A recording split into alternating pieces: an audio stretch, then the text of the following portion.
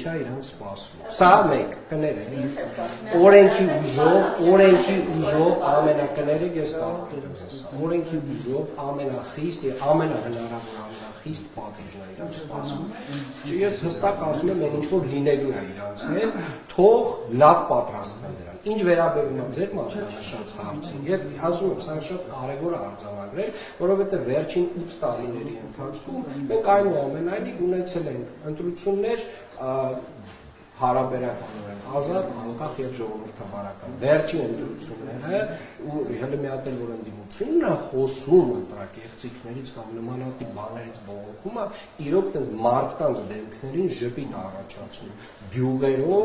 գյուղերով ընտրակաշարք են բաժանել ու միակ բանը որ կարող են իրենք բողոքել, միակ բանից որ իրենք կարող են բողոքել, այդ այն է որ իրենք փողը տվել են ու իրանց չեն ընտրել մարդիկ։ Կներեք ավարտում։ Ինչ վերաբերում է ձեր մատնանշած հարցին, ես միակ բանը որ գիտեմ, դա այն է որ քաղաքացիական պայմանագիր կուսակցությունը ձեր ասած որոշման հետևանքով 1200-ից ավել ձայն է կորցնում, բայց անկեղծ եմ ասում, նույնիսկ այդ դետալները ինձ հետաքրքիր չեն, որովհետև մի կարմիր գիծ է հատվել, մի ռուբիկոն է հատվել ընդդիմության կողմից, որը որ այլ մոտեցման է բերելու իշխող կառավարող ուժի կողմից, քաղաքական այլ մոտեցման է բերելու եւ մենք այլ որակի նոր մոդելի պետություն ենք դառնալու դրա հետևանքով։ Այդ տեսնեք շուտ։ Իսկ որ այդ վերահաշակամետ չեղարկման արդյունքում, որը ըստ էության կարող է վճռորոշ լինել Բարգավաճ Հայաստանի համար։ Անկեղծ եմ ասում, ինձ այնց մեկ է։ Բարգավաճ Հայաստանը կանցնի, չի անցնի, ընտրակաշարք բաժանող Բարգավաճ Հայաստանները, ուժեղ Հայաստանները, չգիտեմ, Հայաստան դաշինքները առհասարակ մեր քաղաքական կյանքում տեղ չպետք է ունենան, այդ տեսակ ուժերը առհասարակ չպետք է լինեն մեր քաղաքական դաշտում, ընտրակաշարք բաժանողը, ընտրակեղծարարությամբ զբաղվողը Հայաստանի Հանրապետությունից պետք է արմատախիլ արվի։ Սա է քաղաքական դիրքորոշումը, մնացած դետալները բացարձակ նախկինում, երբ որ կրկին ընդդիմությունը այն ժամանակ քաղաքացիական պայմանագիրը խոսում էր կրկին ընտրություններից, ես մոտավորապես հիշում եմ, որ պարոն Փաշինյանը ասում էր ամեն դեպքում գումարը բաժանվում է, բայց ընտրատեղամասում ընտրովի քվերով ձևավորվում են ընտրությունների արդյունքներ։ Եվ դա համարում էր ավելի շատ քաղաքացու նաև պատասխանատվության կամ նաև քաղաքացու պատասխանատվության տիրույթում գտնվող հարց։ Ինչու 8 տարիների ընթացքում ձեզ չհաջողվեց կամ չեք համարում ձախողում, որ դուք չկարողացաք այդ հարցը լուծել, որ այսօր հիմա ընտրությունները այս Ես ձեր գնահատականի հետ համաձայն չեմ, որովհետև եթե դա լիներ, այսինքն ընտրակաշարքով ձևավորվող ընտրությունների արդյունքով ձևավորվող քաղաքական դաշտը լիներ նորմա, Հայաստանի Հանրապետությունում 2018 թվականին չէր տեղի ունենա ժողովրդական հեղափոխություն։ Հեղափոխությունը տեղի ունեցել մի պատճառով, որովհետև Հայաստանի Հանրապետությունում ընտրությունները կեղծվում էին ընտրակաշարքով, տարբեր մեթոդներով, եւ 2018 թվականից մինչ այսօր որևէ մեկը էականորեն չէր փորձել այդ ընտրակեղծարարության այս տեսակ ծավալը նույնպես իրականացնել։ Հիմա այդ փորձը կատարվել է, այդ ռուբիկոնը անցել են, այդ կարմիր գիծը հատել են եւ իրանք պատժվել են։ Նրանք առհասարակ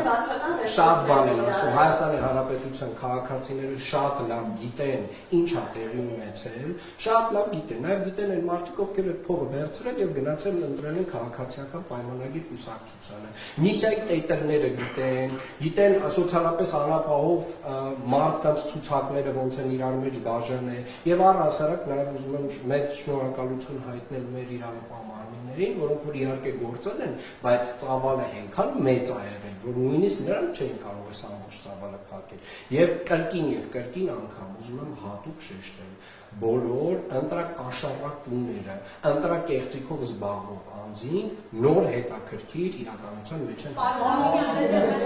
Դրա համար, որ կառավարությունը 10,000 դրամով բարձրացրեց թոշակները, դա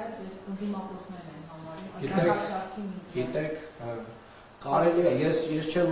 բացառում, որ մեր ընդդիմությունը ունի իրավունք ապուշ լինելու եւ կառավարության փաստացի պարտականությունները վերագրի որպես ընտրակաշար։ Կներեք ավարտեմ։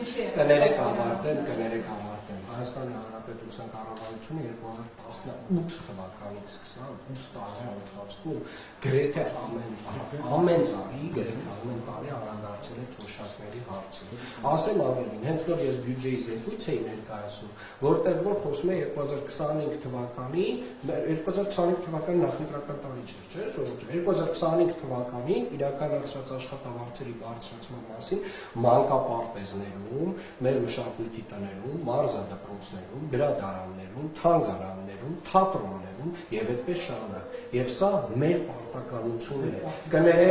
Կներեք, սա մեր պարտականությունն է եւ իրականում Հայաստանի ասեմ ավելին 2025 թվականին Երևանի քաղաքապետարանի բոլոր աշխատակիցների, ենթակարգ կառույցների բոլոր աշխատակիցները, կանաչապատման, ԵԱՍՄ աշխատակիցները ունեցել են առողջապահական ապահովություն։ Դե հիմա կարեն գնահատեն, դրանից առաջ ասել էր թոշակառուն ինչ պետք է անի, որ 10,000 դրամով բարձրացնենք թոշակը, իսկ նախընտրական շրջանում բարձրացվեց խոսքը սրա մասին։ Ես գիտեմ մի բան, սա եղել է կառավարության հետևողական աշխատանքը, ամեն տարի է այս տեսակ աշխատանք իրականացել եւ այս տեսակ աշխատանքը